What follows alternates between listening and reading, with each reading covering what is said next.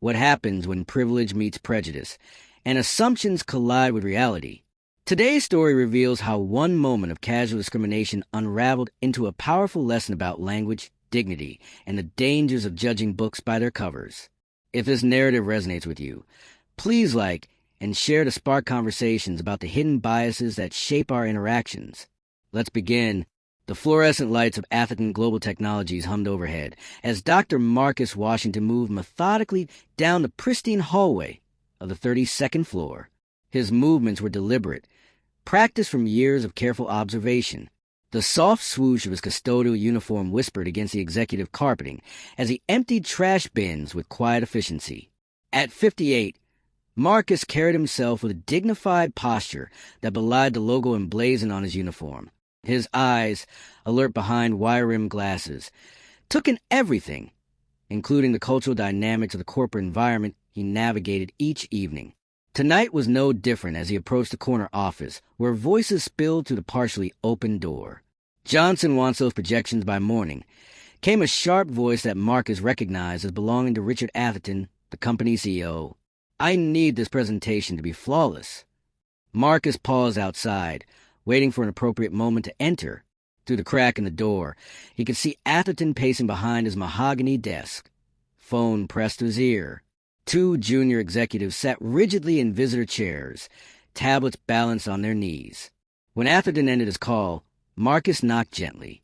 "Excuse me," Marcus said in his characteristically measured tone. "I need to clean in here, if that's all right with you gentlemen." Atherton glanced up, his expression shifting from intensity to mild annoyance. Fine, we're almost done here anyway." Marcus entered with his cart, moving to the corner where the wastebin waited. He worked quietly, aware of the conversation resuming behind him.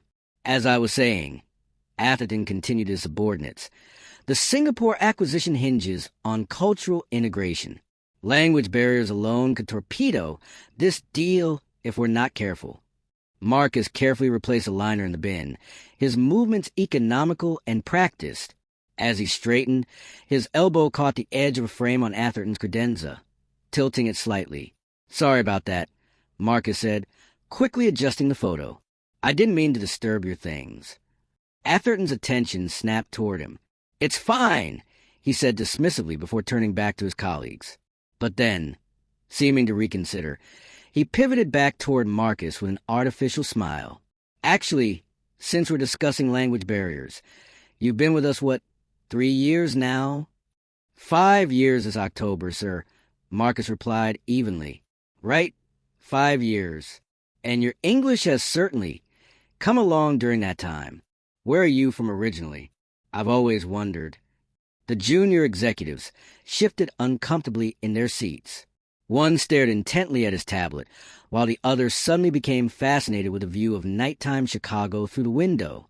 "I was born and raised in Southside Chicago, sir," Marcus replied, his voice steady despite the implication in Atherton's question. Atherton nodded, undeterred by his incorrect assumption. "Well, you speak very clearly for someone who—" He paused, recalibrating. "What I mean is, your diction has a certain rhythm to it, very distinct.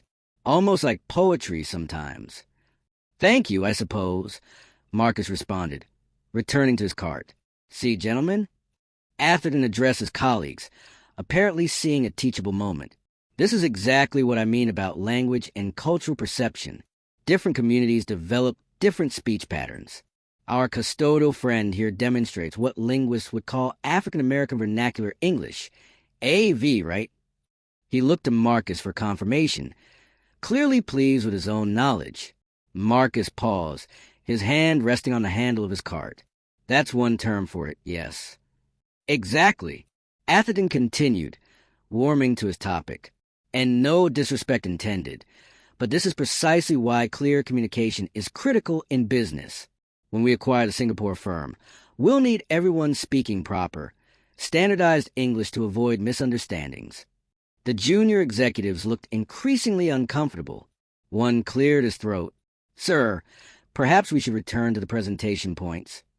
"Just making a practical observation, Williams," Atherton replied. Then, turning back to Marcus, "No offense meant, of course." None taken. Marcus said quietly, though something shifted in his posture, a subtle straightening of his shoulders, a slight lifting of his chin.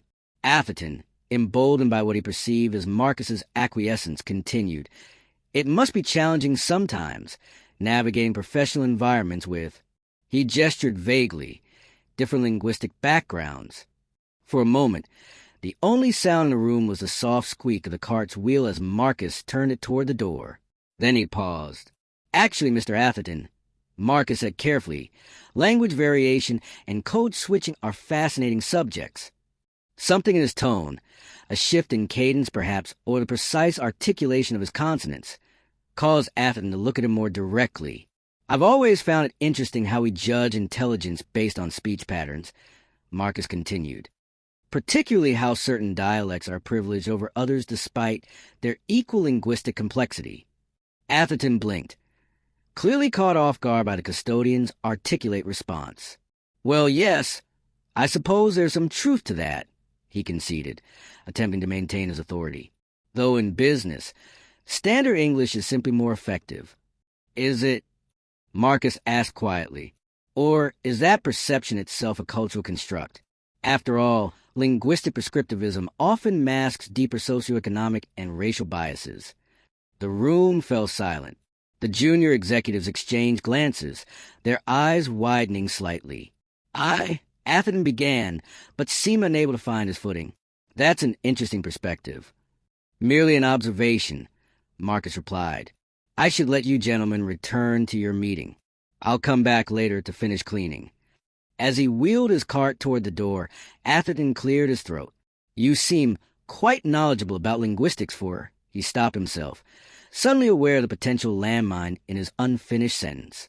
Marcus paused at the threshold, a small, enigmatic smile playing at the corners of his mouth. "For custodian, you mean?" Atherton flushed slightly. "I didn't mean to imply—" "No need to explain, sir," Marcus said. "People contain multitudes. After all, good night, gentlemen." As the door closed behind him, Marcus exhaled slowly. After 5 years of working nights at Atherton Global, maintaining his customary low profile, something had shifted tonight.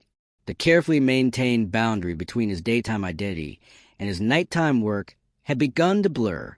What Atherton and his executives didn't know, what nobody at the company knew, was that 12 hours earlier, Dr. Marcus Washington had been standing in a lecture hall at the University of Chicago, delivering a passionate seminar on sociolinguistics to a packed audience of graduate students. The same Dr. Washington whose groundbreaking book on linguistic discrimination had been nominated for a Pulitzer Prize last year. The same Dr. Washington who had deliberately chosen to work nights as a custodian in corporate America as part of his ongoing ethnographic research into linguistic bias in professional settings. And tomorrow, everything was about to change. Behind closed office doors, whispers began to circulate throughout Atherton Global Technologies the following morning. The encounter between the CEO and the night custodian had already morphed into an office legend, gaining new details with each retelling. By lunchtime, the story had reached Vanessa Chun, the company's chief diversity officer, who sat stunned at her desk after hearing the account from one of the junior executives who had witnessed it. "And you're absolutely certain it was Dr. Marcus Washington?" she asked, her voice hushed despite her closed office door. "That's what HR confirmed this morning," replied Williams, the junior executive. "Same person. He's been working nights here for 5 years while maintaining his full professorship at the university." Vanessa leaned back in her chair, the implications washing over her.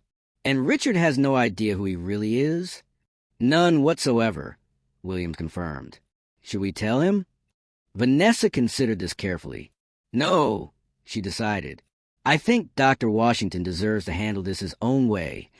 Richard Atherton prided himself on being unflappable. 20 years building his company from a small tech startup to a global enterprise had taught him to face every challenge with calculated confidence. But as his executive assistant handed him that morning's copy of the Chicago Tribune, his usual composure cracked. There, on the front page of the business section, was a headline that made his blood run cold. Hidden in plain sight, renowned linguist completes 5-year study on corporate language bias. The accompanying photo showed the same man who had emptied his trash bins just the night before, except now he stood at a university podium, dressed in a tailored suit instead of custodial uniform, addressing a packed auditorium. Atherton's hands trembled slightly as he read, Dr. Marcus Washington, the Pulitzer-nominated author and University of Chicago linguistics professor, revealed yesterday that he has spent the past 5 years working nights as a custodian at several of Chicago's top corporations as part of a groundbreaking ethnographic study on linguistic discrimination in professional settings. Language functions as both barrier and gateway in corporate America, Dr. Washington explained during his presentation. My research demonstrates how speech patterns become proxies for assumptions about intelligence, competence, and belonging. Dr. Washington's forthcoming book, Invisible Language, How Corporate America Uses Dialect to Discriminate, documents hundreds of interactions where employees face subtle and overt judgment based solely on their speech patterns. The article continued, but Atherton couldn't focus on the words. His mind raced back to their interaction the previous night, replaying every condescending comment, every patronizing assumption, with dawning horror. He realized it had become a case study, a perfect example of the very prejudice being documented. Sir, his assistant's voice broke through his thoughts. Your 9 o'clock is here. Cancel it. Atherton said abruptly. Cancel everything this morning. Across town at the University of Chicago, Dr. Marcus Washington sorted through the flood of emails that had followed his public announcement. Publishers offering advance deals. Conference organizers requesting keynotes. Journalists seeking interviews. But one email caught his attention. The sender was Vanessa Chun with the subject line, a long overdue conversation. He clicked it open. Dr. Washington, I've served as Chief Diversity Officer at Atherton Global for 3 years.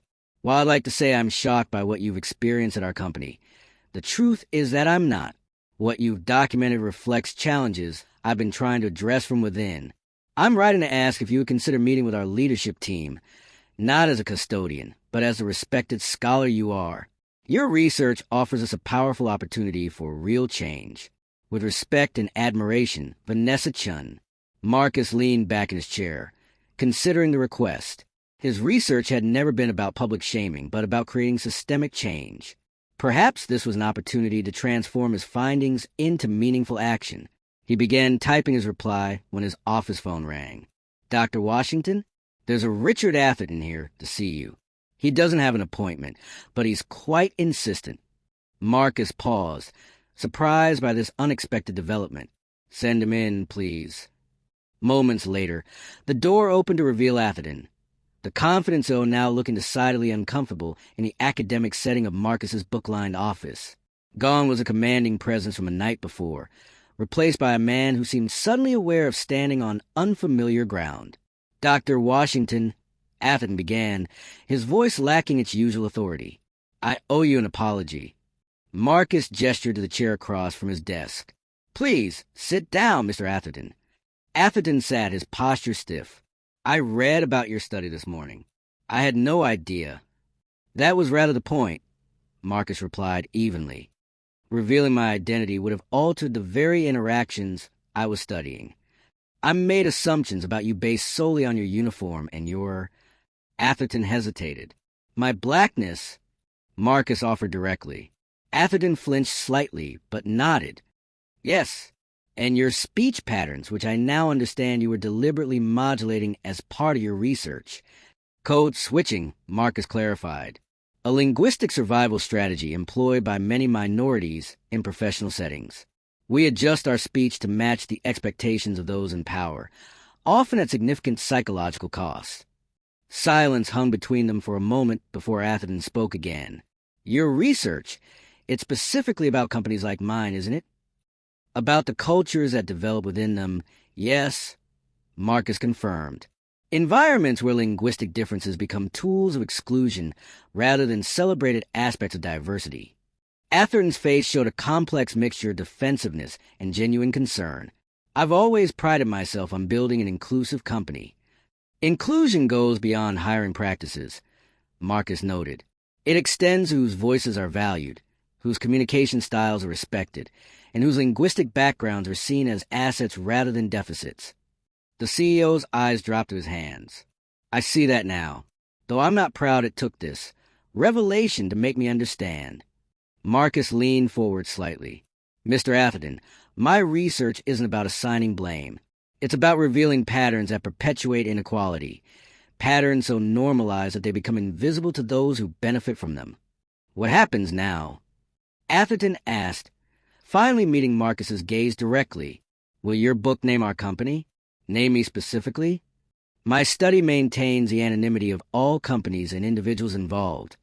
Marcus assured him. This isn't about public shaming, but about creating awareness that leads to change. Relief flickered across Atherton's face before being replaced by something more contemplative. I received a copy of your previous book this morning. I started reading it during the cab ride over. And Marcus raised an eyebrow. It was illuminating, Atherton admitted, particularly your chapter on how language becomes a proxy for determining who belongs in leadership positions. He paused. I've been making these judgments my entire career, without ever examining them. Marcus nodded thoughtfully. Awareness is a first step. I'd like to take more than just a first step, Atherton said with unexpected resolve. Your chief diversity officer reached out to you this morning, didn't she? She did, Marcus confirmed, surprised. Vanessa is exceptional at her job, but I've limited her authority. That changes today. Atherton straightened in his chair. Would you consider consulting with us, helping us address these issues directly? Not just linguistic bias, but the deeper cultural patterns it reflects. Before Marcus could respond, Atherton added, and I don't mean a one-day sensitivity training that everyone forgets by next week. I mean substantive, structural change. Marcus studied the CEO carefully, weighing sincerity against potential impression management. Meaningful change requires more than good intentions, Mr. Atherton. It requires commitment to uncomfortable truths and willingness to redistribute power. I understand, Atherton nodded, and I'm ready to begin that process.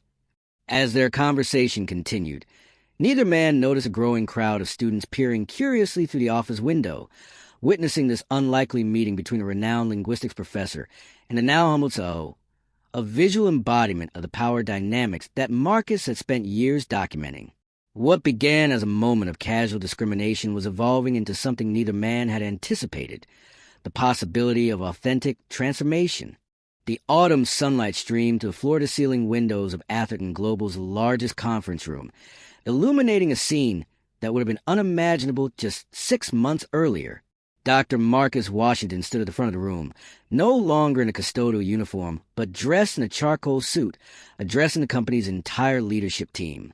The transformation wasn't just in his attire, but in the attentive postures of those listening, including Richard Atherton himself, who sat not at the head of the table, but deliberately among his team. Language is power, Marcus was saying, his hands gesturing with the practiced confidence of someone who had spent decades in lecture halls. But the question we should be asking isn't simply who has the power to speak, but who has the power to be heard. The faces around the table reflected genuine engagement, a stark contrast to the perfunctory diversity trainings that had previously been the company's approach to inclusion. This wasn't a one-time workshop, but the culmination of a 6-month organizational transformation that had begun with one uncomfortable encounter. Today marks the official launch of what we've been building together, Marcus continued, nodding toward Vanessa Chun, who now held the elevated position of Executive Vice President of People and Culture. The Language Equity Initiative isn't just about changing how we speak to each other. It's about fundamentally reimagining who belongs in these rooms and whose voices shape our collective future. The journey to this moment had been neither simple nor comfortable. In the weeks following that fateful night in Atherton's office, the story had spread beyond the company walls, becoming first a local human interest piece, then a national conversation about language, race, and workplace dignity. Dr. Washington's research had sparked dialogues in corporate boardrooms across the country. For Atherton Global specifically, the process had begun with listening, real listening. Marcus remembered clearly the first all-staff forum, where employees were invited to share their experiences with linguistic bias in the workplace. The room had been silent at first, heavy with the weight of unspoken stories. Then James Wong from accounting had spoken up.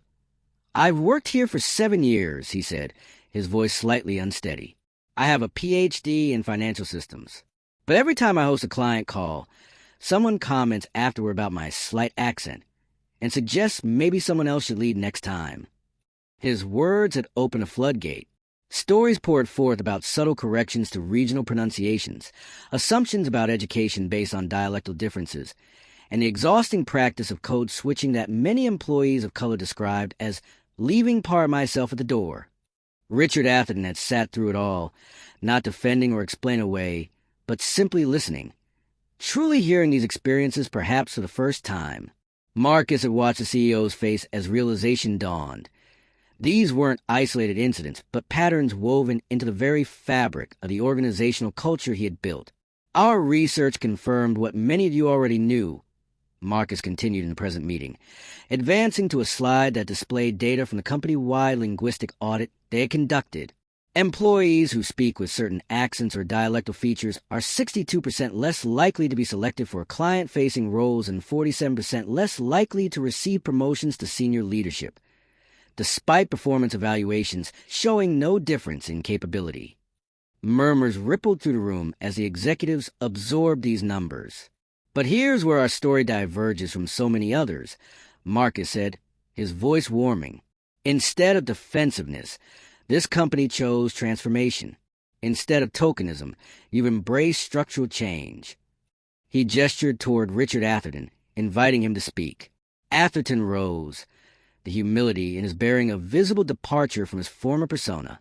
"6 months ago, I thought I understood diversity," he began. "I prided myself on our hiring statistics. What Dr. Washington helped me see was that diversity isn't just about who gets invited into the room. It's about whose full humanity is recognized once they're here." He looked around at his leadership team, making eye contact with each person. "The language equity initiative we're launching today isn't a PR exercise or a corporate bandage. It represents a fundamental shift in how we value human expression in all its forms." The initiative they unveiled that day went far beyond typical corporate diversity efforts. It included structural changes to recruitment and promotion practices, removing linguistic bias from performance evaluations, establishing employee resource groups for multilingual staff, and creating a mentorship program specifically designed to elevate diverse communicative styles into leadership positions. But perhaps most significantly, it included the establishment of the Atherton Washington Fellowship, a partnership with the University of Chicago that would fund graduate research on linguistic justice, while providing pathways to corporate leadership for scholars from underrepresented communities. As Marcus watched Vanessa Chin outline the fellowship details, he reflected on the journey that had brought them here. His 5 years working nights as a custodian had documented painful truths about linguistic discrimination, but they had also revealed something he hadn't anticipated: the capacity for genuine transformation when people were willing to confront their biases with honesty and humility. After the presentation concluded and the leadership team dispersed, Marcus found himself alone with Richard Atherton near the conference room windows. "Did you ever imagine this outcome when you started your research?" Atherton asked quietly. Marcus smiled. "Research begins with questions, not predetermined conclusions. I documented what I observed, but what happened afterward, that was about human choice. Your choice." "I've been thinking about something you said in our first real conversation," Atherton replied, "about how language becomes a gateway, or a barrier. I've spent my career focused on global expansion, breaking down barriers between markets and industries. But I never considered how my own assumptions about language were creating barriers within my company. Awareness without action has limited value," Marcus acknowledged. "What matters is what we build with that awareness." They both turned to look out at the Chicago skyline, the late afternoon sun gilding the buildings in golden light. "You know," Atherton said thoughtfully, "my grandfather was a janitor. He worked nights cleaning office buildings much like this one. He used to tell me stories about how executives would walk past him as if he were invisible. Many of us have learned to navigate that invisibility," Marcus replied, "to use it strategically, even as we resist its weight. The thing is," Atherton continued, "my grandfather was also a poet, published several collections in Portuguese that never got translated to English. I grew up ashamed of his accent, of how people treated him when he spoke. I pushed myself to eliminate every trace of our home language from my own speech. Marcus turned to look at him. Seeing layers of complexity in this man he had once viewed merely as an embodiment of privilege. And now I understand what was lost in that erasure, Atherton said quietly. Not just family history, but a way of seeing the world. He paused. That's why this initiative matters to me beyond corporate responsibility. It's about reclaiming something fundamental about human dignity.